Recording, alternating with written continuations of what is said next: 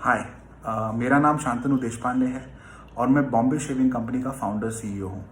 पिछले कुछ दिनों से हमारा कैंपेन जब से लॉन्च हुआ है उस पर काफ़ी कमेंट्री आई है, मोस्टली पॉजिटिव। लोग काफ़ी एंगेज्ड हैं उस पर, लेकिन कुछ क्वेश्चंस भी उठे हैं।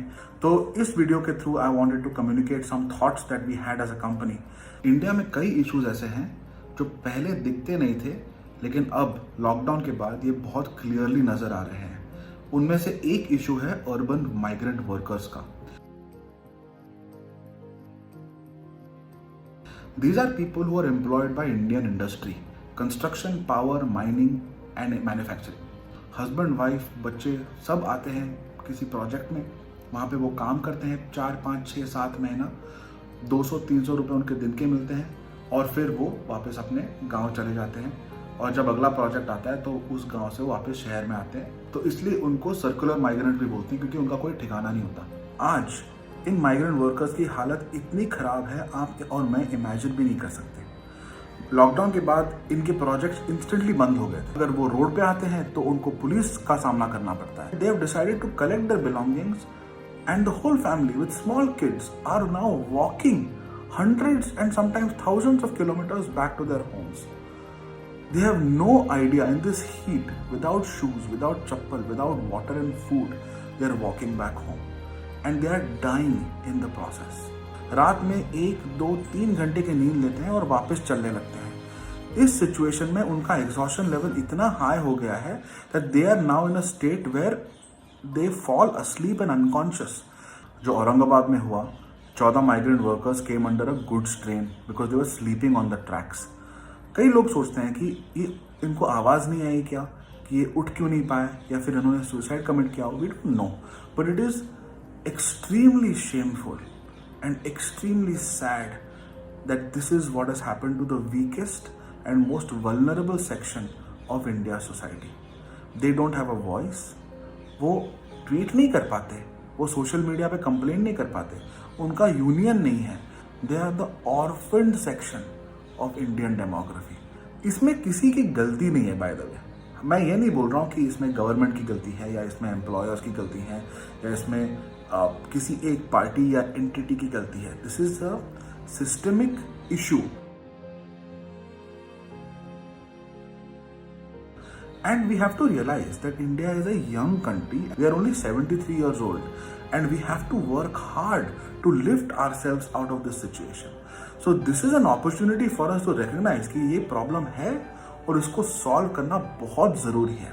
इंडिया में जीडीपी पर कैपिटा रफली 1.5 लाख रुपए है, जबकि चाइना में, which at one point was comparable to India, is today at 7.5 lakh rupees GDP per capita. हमारे जीडीपी के 3 ब्रॉड पिलर्स हैं, सर्विसेज, एग्रीकल्चर और मैन्युफैक्चरिंग। सर्विसेज में हम एक्चुअली काफ़ी आगे हैं। हम लोग इंजीनियर्स अच्छे क्वालिटी के और अच्छे क्वांटिटी में प्रोड्यूस करते हैं, which is why our IT industry and in general our services industry is also done very well. लेकिन मैन्युफैक्चरिंग में हम बहुत पीछे पड़ गए हैं। इंडियन मैन्युफैक्चरिंग आउटपुट सालाना रफली 40 लाख करोड़ के आसपास होता है, 40 लाख करोड़ रुपयों के आसपास इज द टोटल वैल्यू, जबकि China is at 400 lakh crore plus, 10 गुना ज्यादा। Their focus on manufacturing has led to tremendous employment for their people, while our focus has not been that good. And इसलिए हमारा ये कैंपेन थोड़ा प्रोवोकेटिव है, थोड़ा टंग इन चीक है, लेकिन we want to bring and drive the message home in our own small way that we must focus on Indian manufacturing. इसमें responsibility सिर्फ गवर्नमेंट की नहीं है, इसमें हम सब की रिस्पॉन्सिबिलिटी है। गवर्नमेंट की भी रिस्पॉन्सिबिलिटी है, कंपनीज की भी रिस्पॉन्सिबिलिटी है, बिजनेस कम्युनिटी की भी रिस्पॉन्सिबिलिटी है एंड मोस्ट इंपॉर्टेंट कंज्यूमर्स की भी रिस्पॉन्सिबिलिटी इसमें है। इसका मतलब बाय द वे ये बिल्कुल भी नहीं है कि हमें फॉरेन कंपनीज को अलाउ नहीं करना चाहिए इंडिया में, या फिर विदेशी गुड्स को बॉयकॉट करना चाहिए। This is a very regressive mindset by the way. It reduces the standard of living of the Indian consumer अगर हम उसको बोलते हैं कि तुमको नाइकी अलाउड नहीं है या तुमको कोको कोला अवेलेबल नहीं है। हमें इनफैक्ट इंडियन पर्सन की स्टैंडर्ड ऑफ लिविंग बढ़ानी है, उसको चॉइस देना है। इसलिए हमको फॉरेन कंपनीज को भी ये बोलना है कि अगर आपको इंडियन कंज्यूमर और इंडियन मार्केट का फ़ायदा उठाना है उनको अगर आपको बेचना है, अपने प्रोडक्ट्स बेचने हैं, तो आप इंडिया में ज़रूर आइए, आप इन्वेस्ट करिए, आप फैक्ट्रियाँ लगाइए, आप एम्प्लॉय करिए। India needs investments to come in. अगर हम हमारे बॉर्डर्स को क्लोज करते हैं तो हमारा जीडीपी पर कैपिटा ड्रॉप होगा, इंक्रीज नहीं होगा। When foreign entities invest, then the lives and jobs become better, not worse, but it has to be done in the right way. और बहुत सारी कंपनीज ऐसी हैं जो इंडिया में अच्छे से इन्वेस्ट करती हैं, and they have very good practices for investing in and developing the country. So we should not forget that and in fact celebrate these companies and encourage more companies to do this.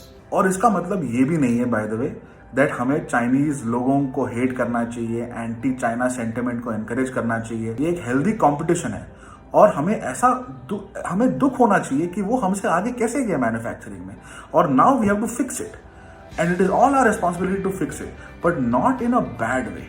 अगर हम सब in whatever way we can at our individual level, at our community level, at our village level, city level, अगर हम कर सकते हैं तो धीरे धीरे ये हमारा मैन्युफैक्चरिंग आउटपुट बढ़ता जाएगा, क्योंकि हमारे पास टैलेंट है, स्किल है, रिसोर्स अवेलेबिलिटी है। लेकिन उसके लिए कुछ साल हमें कुछ कॉस्ट अब्जॉर्ब करने होंगे, कुछ क्वालिटी डिसएडवांटेजेस अब्जॉर्ब करनी होंगी, गवर्नमेंट को कुछ हमें सब्सिडीज देनी होंगी।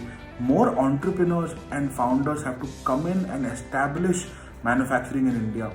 हमें फॉरेन एंटिटीज को और अट्रैक्ट करना चाहिए फॉर मैन्युफैक्चरिंग इन इंडिया। बहुत काम है इस पे, लेकिन अगर हम करेंगे तो हम मैन्युफैक्चरिंग को आगे बढ़ा सकते हैं।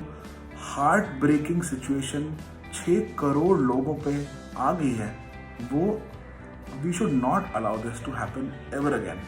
ये हमारी कलेक्टिव रिस्पॉन्सिबिलिटी है। And it is my earnest request, focus on the competition, progress the Indian agenda, but not at the risk of being hateful, but we must protect our own. And I hope that this will change the way you think about your consumption choices in the future. Jai Hind.